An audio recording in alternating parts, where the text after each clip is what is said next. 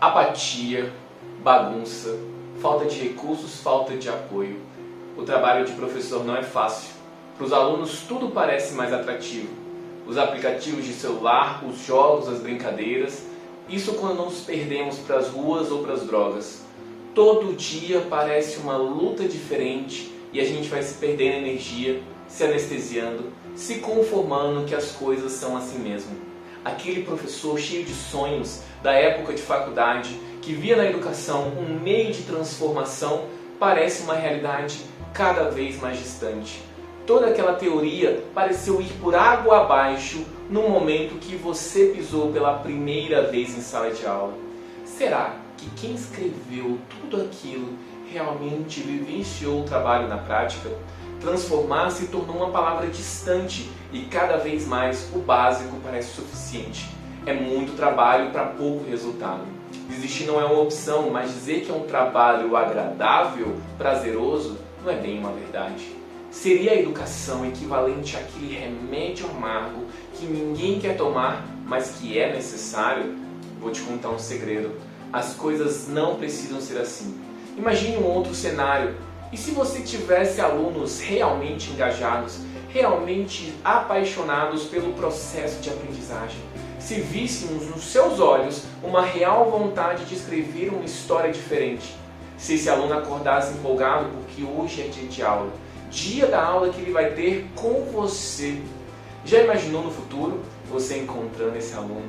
Perceber o excelente ser humano que ele se tornou e ouvir: professor, eu nunca esqueci as suas aulas. Obrigado por não desistir de mim. O primeiro passo é saber que não adianta fazer as mesmas coisas todos os dias e esperar resultados diferentes. Você precisa de recursos e estratégias que funcionam de verdade. Mas não se engane, colocar isso em prática vai demandar algo de você: comprometimento. Você está pronto? Então vamos lá, que nossa jornada está só começando.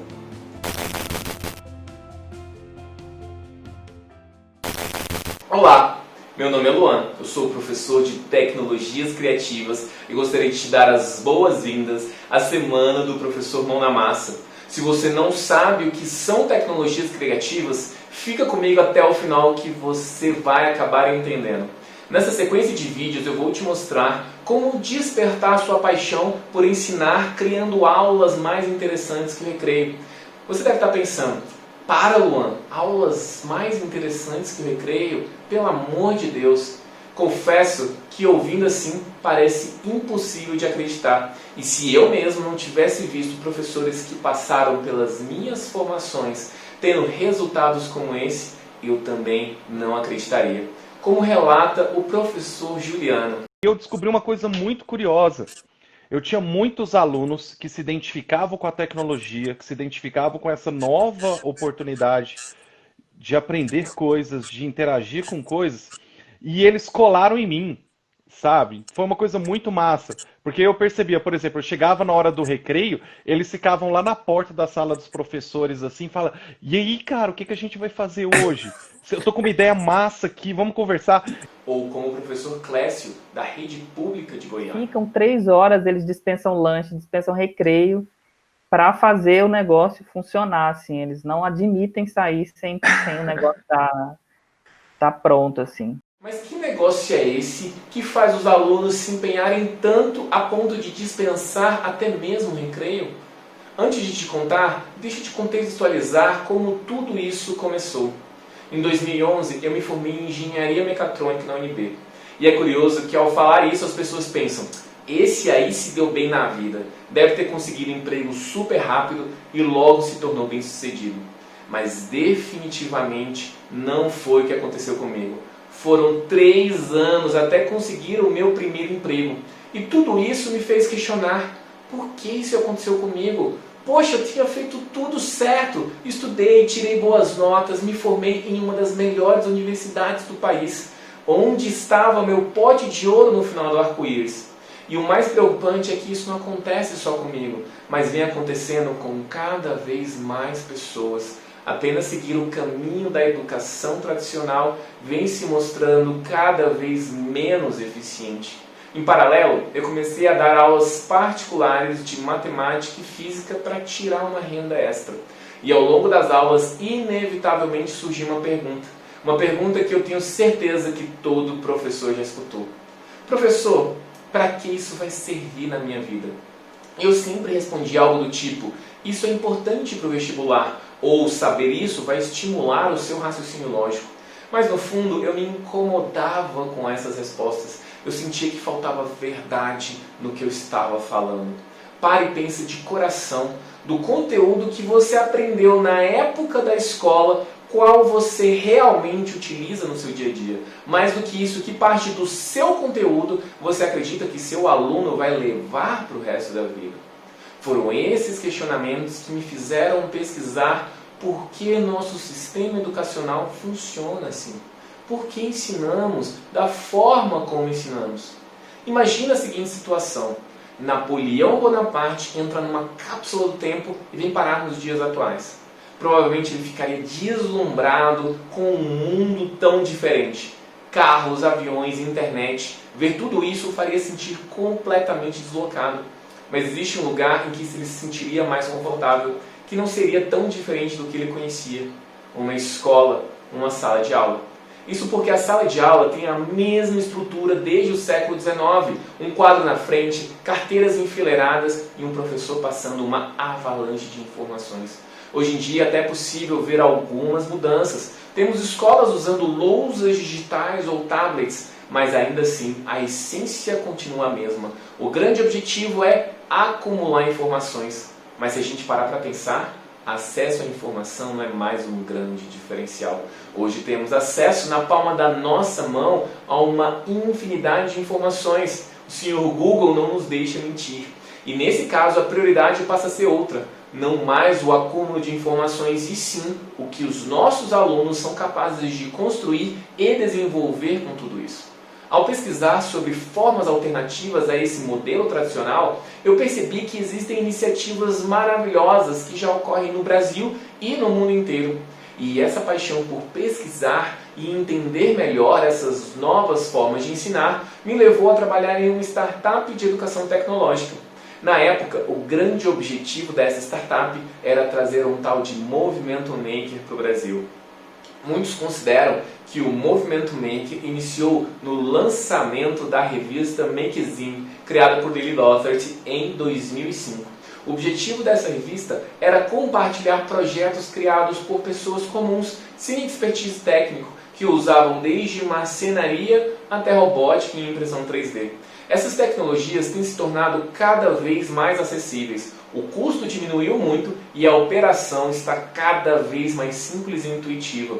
Mas a cada dia que passa, o movimento maker tem mostrado que não se trata apenas de um hobby, mas também de uma excelente ferramenta para a nossa sala de aula.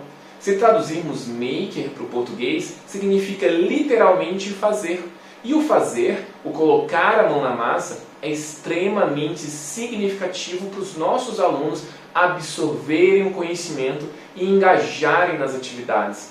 O psiquiatra William Glasser mostra através da sua pirâmide de aprendizagem que nós absorvemos 10% do que lemos, 20% do que ouvimos, 50% do que vemos e ouvimos.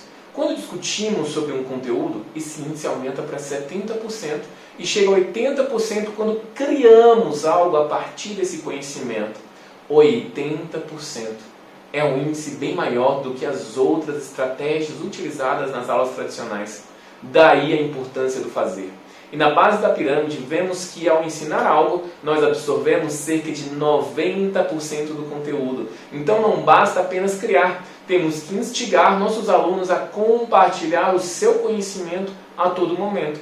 Além disso, esse aprender fazendo do movimento maker é um excelente estímulo à criatividade. A criatividade que é uma habilidade-chave e que muitas vezes fica em segundo plano. Mas como o professor Mitchell Resnick, do MIT, fundamenta, a criatividade é uma habilidade-chave para que nossas crianças sejam capazes de se reinventar perante as mudanças imprevisíveis. Não adianta buscarmos o assunto ou a tendência do momento. A única certeza que nós temos é que o futuro é incerto e temos que preparar nossas crianças desde cedo para lidar com essa realidade. Esse talvez seja o maior legado que poderíamos deixar para os nossos alunos. E ao longo desse desafio, em entender como trazer o movimento maker para as salas de aula, nossa startup precisava dar um passo atrás e entender melhor o que as escolas já vinham aplicando. Em 2014, nós visitamos a Olimpíada Brasileira de Robótica, que naquele ano acontecia em São Carlos. E ao conversar com os diversos professores, eu tive a minha primeira grande surpresa. Ali tinham professores de diversas áreas de formação: biologia, educação física, geografia, matemática, física. Eu percebi que para dar aulas de robótica não era necessário uma formação específica, que você só precisava aprender apenas 3 requisitos: saber ler, escrever e querer. E essa ideia de que todos podem mesmo se reforçou quando tive a oportunidade de dar um treinamento para professores em uma escola particular de Brasília. A maioria dos participantes desse treinamento eram professores de educação física e não tinham qualquer conhecimento em programação e robótica. Mas em 2 semanas, aqueles professores estavam prontos para entrar em sala de aula. E eu vi essa história se repetir várias vezes ao longo dos anos. Professores que começavam do absoluto zero, sem saber nada de programação, robótica, eletrônica, e que hoje usam ativamente essas ferramentas nas suas salas de aula. E é incrível ver o quanto essas ferramentas são capazes de encantar os nossos alunos. Mas por que isso vem acontecendo? E por que não era possível fazer isso antes? Antes era mais complexo aprender programação. Robótica, então, nem se fala. Eu mesmo lembro dos meus últimos semestres de engenharia, onde eu passava horas desenvolvendo códigos, configurando microcontroladores para fazer os projetos da faculdade. Mas hoje, essas ferramentas estão mais acessíveis. Um excelente exemplo é o Arduino. O Arduino foi revolucionário ao permitir que a criação de tecnologia não ficasse restrita apenas a engenheiros e programadores profissionais. Agora, artistas, hobbyistas, jovens e crianças podem dar vida às suas próprias criações. E tudo isso por um custo muito baixo, cerca de 10 vezes menos que outros kits tradicionais. A possibilidade de integrar o Arduino a elementos do nosso dia a dia, inclusive sucata, aumenta o leque de possibilidades e permite dar uma maior vazão à nossa criatividade. Só para você ter uma ideia, dá uma olhada em alguns dos projetos realizados pelos meus alunos. Meu nome é Júlia e no projeto 1 eu desenvolvi um simulador para aprender a tocar flauta. Então toda vez que acende o LED é onde a criança teria que colocar o dedinho para fazer a nota. E aí o buraquinho de trás seria esse daqui que só mostra que você tem que estar com ele embaixo, né? Vamos lá.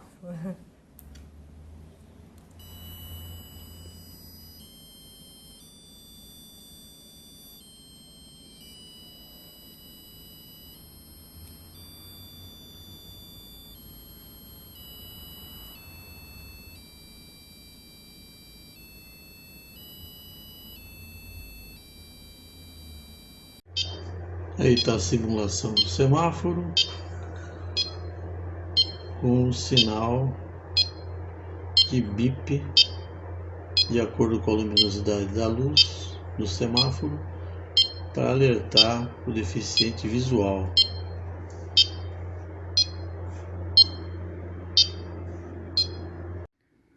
Olá pessoal, aqui é a Silvia. Eu vou mostrar para vocês agora meu projeto 5, fazendo um teclado aí de bananas com o alto-falante de um telefone velho ao invés do buzzer. Aqui 3 luzinhas, uma verde, uma azul e uma amarela, e as bananas ali que vão acender e tocar. Então toca aí, Alice.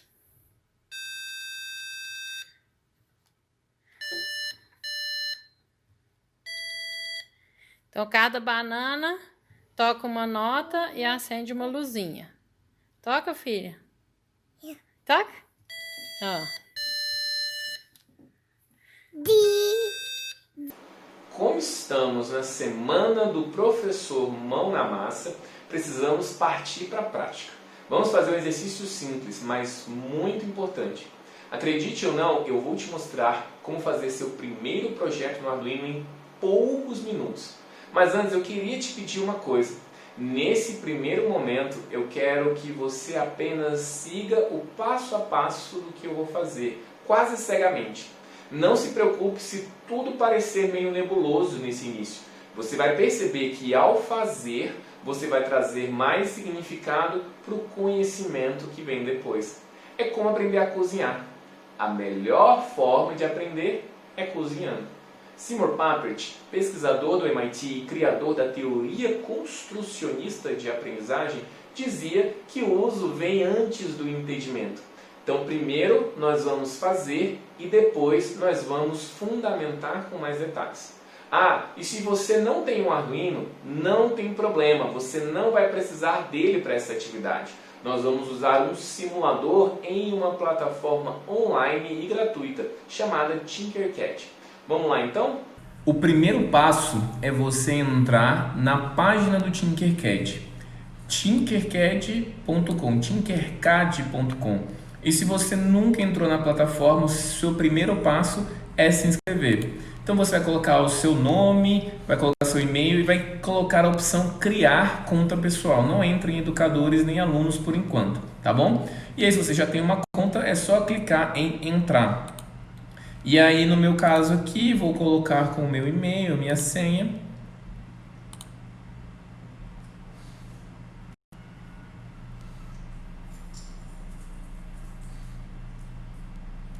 Essa é a plataforma do Tinkercad. Para eu ir para o simulador de Arduino, eu vou clicar aqui em Circuits e depois vou clicar em Criar novo circuito.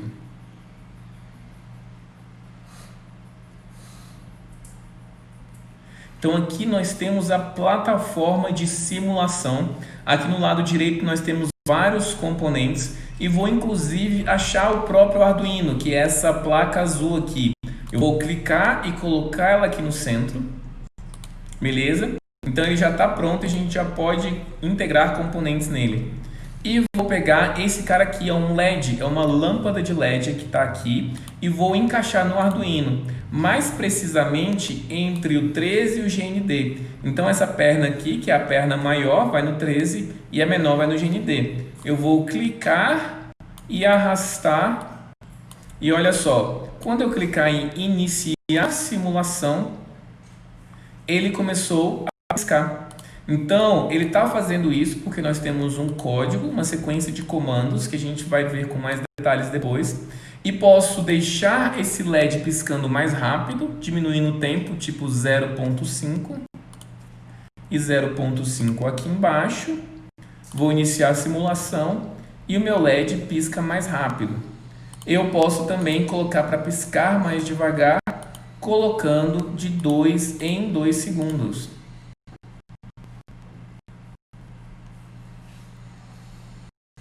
Um programa muito simples, mas que vai dar toda a noção do que a gente vai precisar fazer daqui para frente. Sim, nós apenas fizemos um LED piscar. É algo simples, mas essencial para a criação dos seus próximos projetos. Por isso, quando você conseguir, comemore, você fez o seu primeiro projeto. Tire foto, faz um pequeno vídeo, compartilhe e me marca lá no Instagram.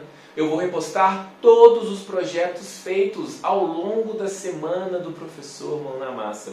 E se você ainda está confuso com toda essa informação, fique tranquilo. No próximo vídeo você vai entender melhor como o Arduino funciona, o que aconteceu para esse primeiro projeto funcionar e quais serão os próximos passos. Por isso, a próxima aula é imperdível. Lembrando que a Semana do Professor Mão na Massa não acontece apenas aqui. Temos um grupo exclusivo do Facebook, onde vamos nos conhecer melhor e onde irei compartilhar conteúdos exclusivos e responder as principais dúvidas. Então, já entra lá, se apresente e compartilhe seu maior aprendizado dessa aula. Eu vou ficando por aqui e te aguardo no próximo vídeo da Semana do Professor Mão na Massa.